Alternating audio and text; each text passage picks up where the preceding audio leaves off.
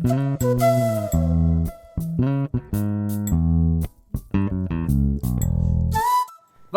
நீங்க பார்த்துட்டு இருக்கிறது ராகேஷ் உடன். ஆந்திராக்கு தெலுங்கானாக்கு நம்ம போனோம்னா ஒரு ஊர்லயும் ஒரு கிராமத்திலயும் வித்தியாசமான பொடிகள் இருக்கும்.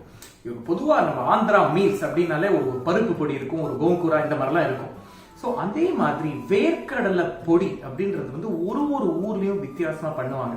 ஸோ இன்னைக்கு நம்ம ராகேஷ் உடன்ல அதுதான் பார்க்க போறோம். இது எனக்கு கற்றுக் கொடுத்த ரெசிபி. ஆல்ரைட். ஸோ இந்த ரெசிபிக்கு தேவையானது அஃப்கோர்ஸ் செக்கோ கடலை எண்ணெய். ஓகே, இதுதான் நான் யூஸ் பண்ண போறேன். இதை தவிர ஒரு கப்பு வேர்க்கடலை. இது வந்து தோல் எடுத்த வேர்க்கடலை. ஓகே, வறுக்கெல்லாம் இல்லை, வெறுமை தோல் எடுத்திருக்கு. கிட்டத்தட்ட ஒரு 100 கிராம் அளவுக்கு இருக்கும். அதை தவிர 2 டீஸ்பூன் அளவுக்கு தனியா, 1 டீஸ்பூன் அளவுக்கு வந்து சீரகம், காரத்துக்கு ஏற்ற மாதிரி காஞ்ச மிளகாய். இது கொஞ்சம் காரமா இருக்குன்றதுனால நான் ஒரு 3 தான் யூஸ் பண்றேன். சும்மா ஒரு கைப்பிடி கருவேப்பிலை. அதை தவிர உங்களுக்கு வேணும்னா பூண்டு ஒரு 3-4 பல்லு, ஒரு 2-3 டீஸ்பூன் அளவுக்கு வந்து தேங்காய் இல்லைன்னா கூட நீங்க கொப்பரை வேணா கூட யூஸ் பண்ணிக்கலாம். ஸோ ஃபர்ஸ்ட் என்ன பண்ணணும்னா நம்ம செக்கோ கடலை எண்ணெயை சூடு பண்ணிக்கணும். கடலை எண்ணெய் சூடானதுக்கு அப்புறம் இதுல காஞ்ச மிளகாய். ஓகே, காஞ்ச மிளகாய் கொஞ்சம் நல்லா வறுக்கணும். எப்பவுமே வந்து இந்த மாதிரி பொடிக்கு வந்து முக்கியமா சொல்றது, இதே பிளேலிஸ்ட்ல நீங்க பாத்தீங்கன்னா ராகேஷ் உடன்ல வந்து ஒரு ஆந்திரா பருப்பு பொடியும் ஒண்ணு பண்ணிருப்பேன். மாச கணக்குக்கு நீங்க வச்சுக்கலாம். சோ இந்த காஞ்ச மிளகாய் பாருங்க, இப்ப இது வறுத்ததுக்கு அப்புறம் இதை வந்து கொஞ்சம் தனியா எடுத்து வச்சிடணும். இந்த மாதிரி ஆனதுக்கு அப்புறம் அடுத்தது வந்து நம்மளோட தனியா வந்து ஒரு இந்த மாதிரி வறுத்ததுக்கு அப்புறம் இதுலயே வந்து நம்ம இந்த சீரகம் ஆட் பண்ணி நல்லா ஃப்ரை பண்ணிக்கலாம். இந்த சீரகம் வந்து நல்லா படபடன்னு வெடிக்குது பாத்தீங்களா? அந்த ஸ்டேஜ்ல வந்து நம்ம வேர்க்கடலை.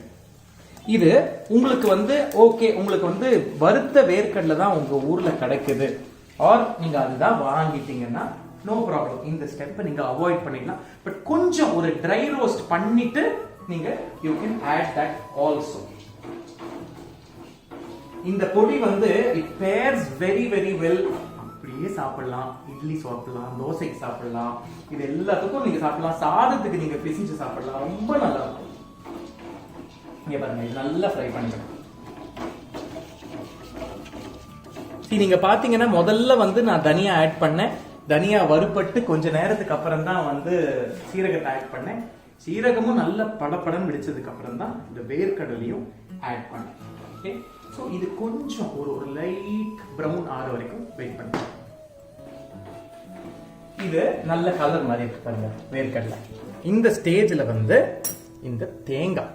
ஓகே, தேங்காய் இல்லைன்னா நீங்க கொப்பரை இருந்ததுனாலும் இங்க ஆட் பண்ணிக்கலாம். ஓகே, போட்டு நல்லா ஃப்ரை பண்ணிக்கணும். உங்களுக்கு வந்து தேங்காயும் வந்து லைட்டா வந்து ஒரு பிரவுன் கலர் ஒன்று, ரொம்ப இல்லை. ஏன்னா இந்த பொடியெல்லாம் வந்து நம்ம பண்ணி வச்சா அட்லீஸ்ட் ஒரு 2-3 மாசத்துக்கு அப்படியே இருக்கும்.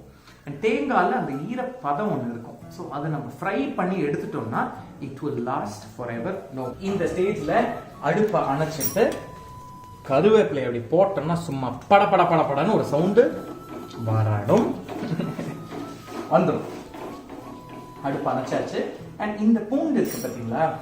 பூண்டு காஞ்ச மிளகாவை முதல்ல ஒரு மிக்சியில போட்டு ஒரு திருப்பிட்டு அப்புறம் இந்த கூல் டவுன் பண்ண வேர்க்கடலையும் சேர்த்து போட்டு அடிச்சோம்னா நம்ம பொடி ரெடி. முக்கியமா உப்பு ஆட் பண்ணணும். ஸோ இந்த வேர்க்கடலை நீங்க பாத்தீங்கன்னா நல்லா வறுத்தாச்சு. சில இடம் கொஞ்சம் ஜாஸ்தி ப்ரௌன் ஆயிருக்கு, அவ்வளவு ப்ரௌன் ஆகணும்னு அவசியம் கிடையாது. இது வறுத்தாச்சு. அடுத்தது வந்து இங்க காஞ்ச மிளகாய் அண்ட் பூண்டு இது எல்லாத்தையும் அரைச்சிட்டு நம்ம ஒரு பவுடர் பண்ணிக்கலாம். நம்ம இந்த வறுத்த ரெட் சில்லிஸ் அண்ட் பூண்டு, அதை தவிர நம்மளோட உப்பு, நான் கல் உப்பு யூஸ் பண்றேன், நீங்க ரெகுலர் உப்பு வேணாலும் யூஸ் பண்ணிக்கலாம். இதை வந்து நம்ம ஃபர்ஸ்ட் பொடிச்சுக்கலாம். காஞ்ச மிளகாவும் பூண்டும் நல்லா அரைச்சாச்சு. இப்போ இதுல நம்ம இந்த வேர்க்கடலை வறுத்தோம் பாத்தீங்களா, அது கருவேப்பிலை, இந்த தேங்காய், சீரகம், தனியா இது எல்லாத்தையும் சேர்த்து போட்டு, இது வந்து முக்கியமா நீங்க நோட் பண்ணிக்க வேண்டியது வந்து it should be a coarse powder. ரொம்ப ஃபைனா ஆக்கிட கூடாது. ரொம்ப ஃபைன் ஆச்சுங்கன்னா அந்த வேர்க்கடலையிலேருந்து அந்த எண்ணெய் வர ஆரம்பிச்சிடும். ஸோ கொஞ்சம் கோர்ஸாக பண்ணி அப்படியே விட்டுடணும். இப்போ இதை அரைச்சிக்கலாம். எவ்வளோ கோர்ஸாக இருக்கு பாருங்க. சரி, உங்களுக்கு பார்த்தீங்கன்னாலே தெரியும்.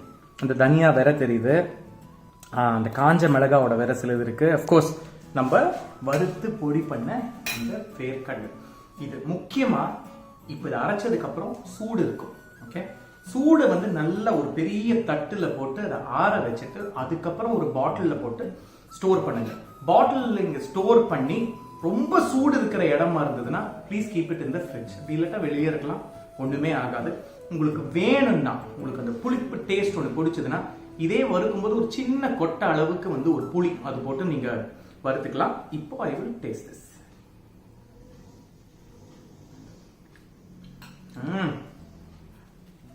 நிறைய பேர் நீங்க யோசிக்கலாம், என்னடா பச்சையா இவன் பூண்டை போட்டு அரைச்சிருக்கானேன்னு.